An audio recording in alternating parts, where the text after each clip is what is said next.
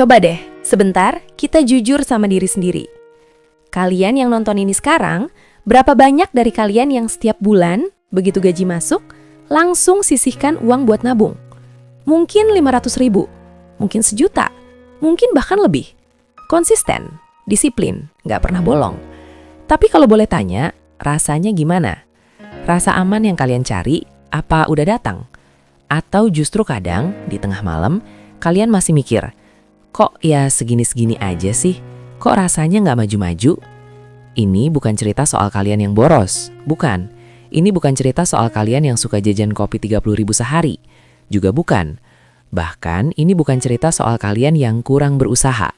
Ini cerita soal sesuatu yang lebih besar, sesuatu yang berubah di sekitar kita. Dan sayangnya, kebanyakan dari kita nggak sadar kalau perubahan itu lagi terjadi sekarang. Gue tahu, banyak dari kalian yang udah capek dengerin orang bilang, nabung doang nggak cukup, lo harus invest. Terus terang aja, kadang bikin muak kan? Karena rasanya kayak disalahin. Padahal kita udah berusaha, kita udah nabung, kita udah disiplin, kok masih salah juga?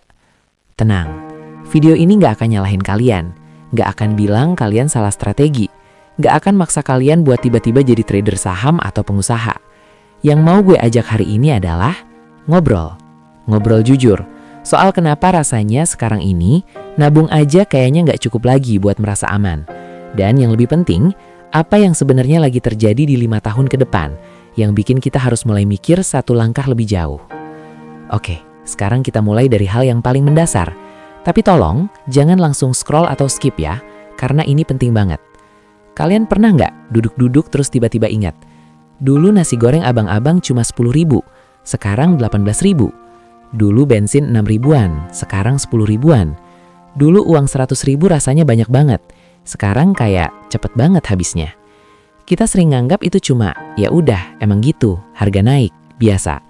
Tapi coba pikir sebentar, kalau harga naik tapi tabungan kita diam aja di bank, nggak tumbuh.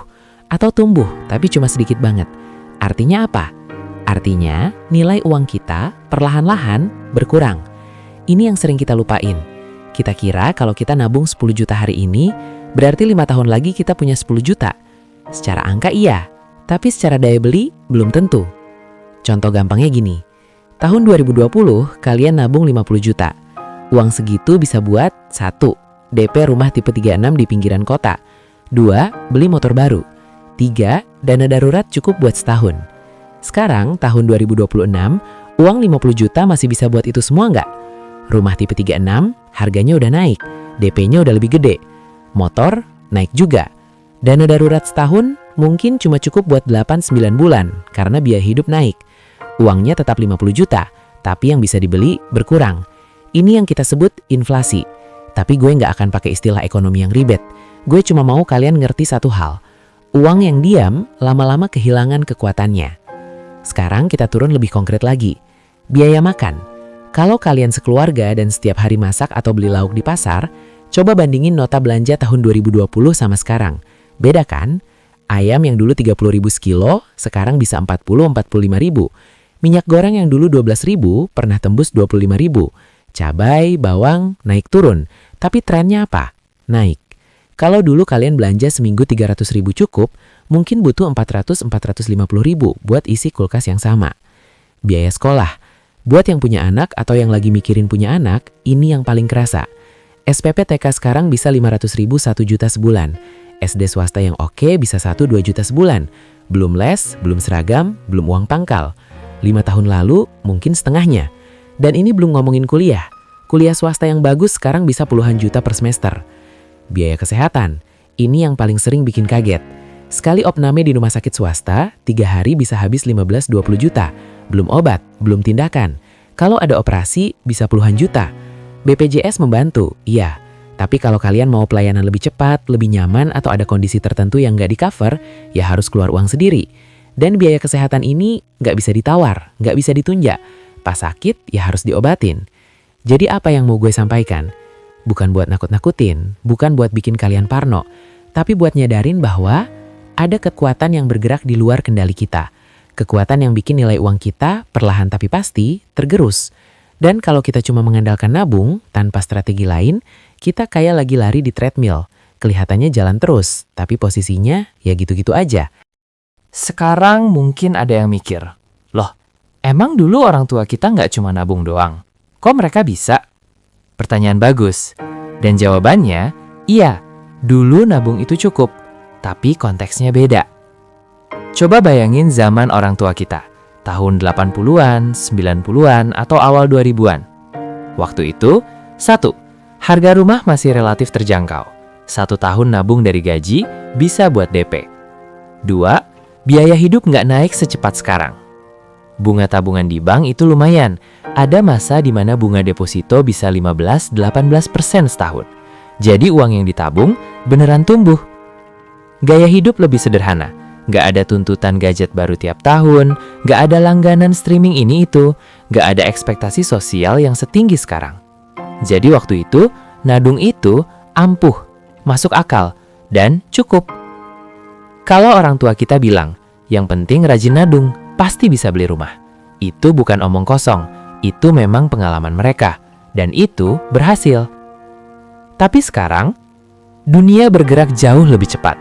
Harga aset mulai dari rumah, tanah, dan kendaraan naik lebih cepat dari daya beli kita. Bunga tabungan rata-rata cuma 1-2% setahun. Kalau inflasi 4-5%, artinya uang kita di tabungan malah turun nilainya. Biaya hidup makin kompleks. Dulu orang tua cukup mikirin makan, sekolah, listrik. Sekarang kita mikirin internet, asuransi, bensin yang mahal, biaya sosial, bahkan mental health yang butuh terapi. Belum lagi banyak dari kita yang jadi generasi sandwich. Kita harus support orang tua sambil mulai mikirin anak atau masa depan sendiri. Beban bertambah, kompleksitas bertambah, tapi pendapatan nggak naik secepat itu. Jadi apakah orang tua kita salah? Enggak. Apakah nabung itu strategi yang salah? Juga enggak. Yang berubah itu zamannya, konteksnya, aturan mainnya. Gampangnya gini, dulu nabung itu kayak nanam padi, lo tanam, tunggu, panen, hasilnya cukup. Sekarang nabung masih penting, tapi kayak cuma nanam sayur di pot kecil. Bisa tumbuh, tapi nggak akan cukup buat keluarga satu rumah makan setahun penuh. Kalian butuh lahan lebih luas, butuh strategi lebih beragam. Bukan berarti pot kecil itu nggak berguna, tetap berguna, tapi kalian butuh lebih dari itu. Dan ini penting banget buat diingat. Menabung tetap penting. Menabung adalah fondasi, adalah langkah pertama, adalah disiplin dasar yang harus ada. Tapi, fondasi saja nggak cukup buat bangun rumah. Kalian butuh dinding, butuh atap, butuh pintu dan jendela. Begitu juga dengan keuangan. Menabung adalah fondasinya. Tapi kalau kita mau merasa aman 5 tahun ke depan, kita harus mulai mikir, apalagi yang perlu gue tambahin? Oke, sebelum kita bahas solusinya, gue mau ngajak kalian refleksi dulu. Ini bukan buat nyalahin, ini buat nyadarin. Karena kadang kita udah nabung, tapi caranya yang bikin hasilnya nggak maksimal. Kesalahan pertama, nabung tanpa tujuan. Banyak dari kita nabung karena ya nabung aja. Yang penting ada tabungan. Tapi coba tanya ke diri sendiri, nabung buat apa? Buat dana darurat? Buat BP rumah? Buat biaya nikah? Buat modal usaha? Buat pendidikan anak? Kalau nggak jelas, yang terjadi adalah kita nggak tahu berapa target yang harus dicapai, kita mudah ambil uang itu buat keperluan lain, kita nggak merasa progres karena nggak ada patokan. Nabung tanpa tujuan itu kayak jalan tanpa peta. Bisa jalan terus, tapi nggak tahu mau kemana. Kesalahan kedua, nabung tapi uang menganggur. Ini yang banyak terjadi. Kita nabung, uangnya masuk rekening tabungan biasa, bunga 0,5-1% setahun. Terus kita diamin aja di sana, bertahun-tahun. Padahal, uang yang cuma diam gitu, nilainya perlahan turun karena inflasi.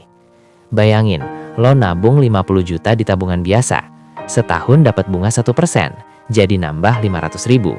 Tapi kalau inflasi 4%, artinya daya beli uang lo turun 2 juta.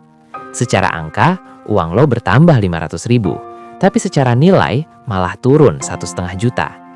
Ini bukan berarti tabungan itu jelek. Tabungan itu penting buat dana darurat, buat uang yang harus bisa diambil kapan aja. Tapi kalau semua uang kita cuma di tabungan, ya kita kehilangan peluang buat uangnya bekerja lebih keras. Kesalahan ketiga, terlalu fokus aman, lupa berkembang.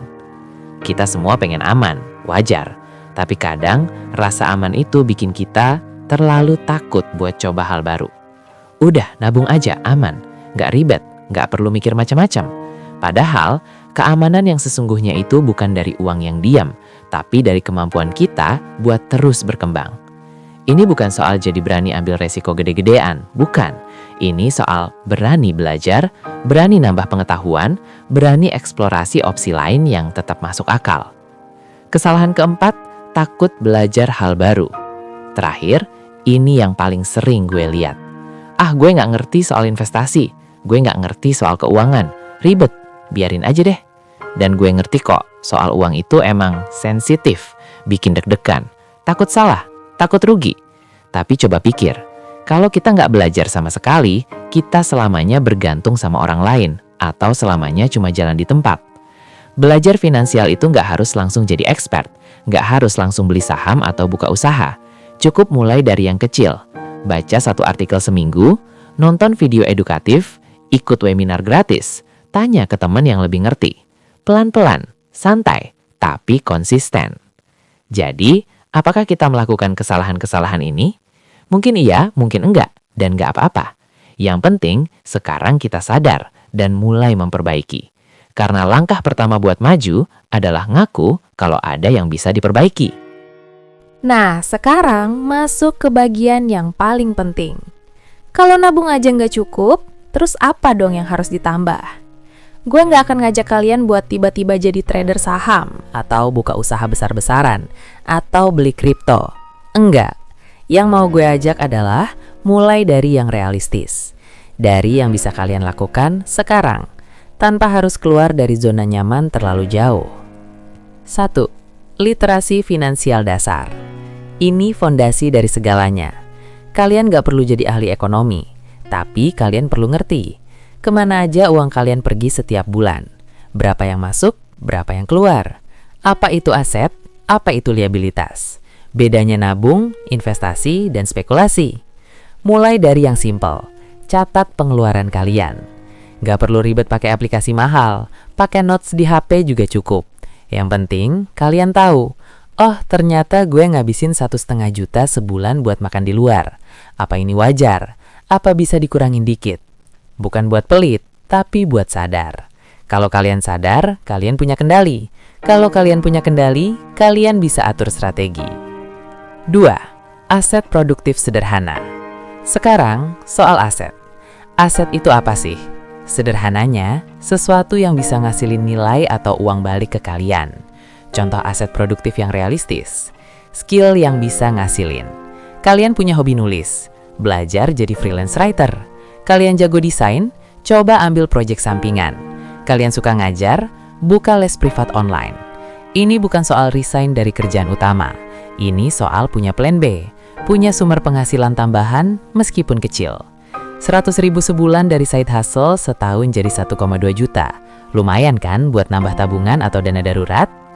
Reksadana atau instrumen sederhana. Oke, ini baru masuk ke ranah investasi. Tapi tenang, kita nggak ngomongin yang ribet. Reksadana itu simpelnya, kalian titip uang ke manajer investasi, mereka yang kelola. Kalian nggak perlu pusing mikirin beli saham apa, kapan beli, kapan jual. Mulai dari yang paling aman, reksadana pasar uang. Returnnya memang nggak gede, tapi lebih baik dari tabungan biasa, dan risikonya rendah. Kalau udah nyaman, baru naik ke reksadana campuran atau saham, sesuai profil risiko kalian. Intinya, uang kalian mulai bekerja, nggak cuma diam. Investasi ke diri sendiri. Ini yang sering dilupakan. Ikut kursus, beli buku, ikut workshop. Mungkin sekarang keluar uang, tapi skill yang kalian dapat itu aset seumur hidup. Skill baru bisa bikin kalian naik jabatan, bisa bikin kalian pindah ke kerjaan yang lebih baik, bisa bikin kalian buka peluang usaha. Dan itu jauh lebih berharga daripada uang yang cuma numpuk di tabungan. Keempat, proteksi. Ini yang sering dianggap nggak penting, padahal ini yang paling penting. Bayangin, kalian udah nabung puluhan juta, terus tiba-tiba sakit, opname, biaya 20 juta, tabungan habis dalam semalam, atau tiba-tiba kehilangan pekerjaan, nggak ada penghasilan berbulan-bulan, tabungan terkuras. Proteksi itu bukan soal pesimis, proteksi itu soal realistis. Dana darurat, ini harus ada, minimal 3-6 bulan pengeluaran. Kalau pengeluaran kalian 5 juta sebulan, berarti dana darurat minimal 15 juta. Ini buat jaga-jaga, biar kalau ada apa-apa kalian nggak panik, nggak harus berutang. Asuransi. Gue tahu banyak yang males mikirin asuransi, tapi dengerin dulu. Asuransi kesehatan itu penting. BPJS udah bagus, tapi ada baiknya punya asuransi swasta sebagai backup. Asuransi jiwa buat yang udah berkeluarga juga penting. Biar kalau terjadi sesuatu sama kita, keluarga nggak langsung jatuh finansial. Kelima, pola pikir jangka menengah, jangka panjang. Terakhir, dan ini yang paling susah tapi paling penting, ubah cara mikir. Kebanyakan kita mikir jangka pendek. Bulan ini gajian, bulan ini habis, bulan depan gajian lagi. Tapi coba mulai mikir, 5 tahun lagi gue mau gimana? 10 tahun lagi gue mau hidup kayak gimana? Kalau kalian punya gambaran jelas, keputusan hari ini jadi lebih gampang. Mau beli gadget baru yang gak terlalu penting? Mikir, ini ngebantu gue 5 tahun ke depan gak? Kalau enggak, skip. Mau ambil utang konsumtif? Mikir, ini ngebantu masa depan gue atau cuma buat gengsi sesaat? Kalau cuma gengsi, skip. Sekarang mungkin ada yang mikir, oke, gue ngerti, tapi apa nggak bisa nanti aja? Nanti kalau udah lebih stabil, nanti kalau gajinya udah lebih gede. Dan gue ngerti perasaan itu. Rasanya sekarang aja udah susah, masa harus mikirin yang ribet-ribet lagi? Tapi coba dengerin ini. Alasan satu, tekanan hidup makin kompleks. 5 tahun ke depan, hidup nggak akan lebih simpel, malah makin kompleks. Kalian yang sekarang masih single, mungkin 5 tahun lagi udah nikah, punya anak. Kalian yang sekarang belum punya tanggungan, mungkin 5 tahun lagi harus bantu orang tua yang udah pensiun. Kalian yang sekarang masih muda dan sehat, 5 tahun lagi badan mulai nggak sefit dulu, biaya kesehatan mulai naik. Semakin lama kita tunda, semakin berat bebannya nanti. Alasan 2, waktu itu aset paling berharga. Ini yang sering kita lupain.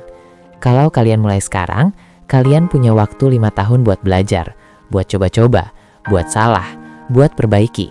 Tapi kalau kalian baru mulai 3 tahun lagi, waktu kalian tinggal 2 tahun, kurang fleksibel, lebih tertekan. Investasi, skill, bahkan kesehatan, semuanya butuh waktu. Semakin cepat mulai, semakin besar efek kampaunya. Alasan 3, menunda berarti kehilangan opsi. Setiap tahun yang kita tunda, ada opsi yang hilang.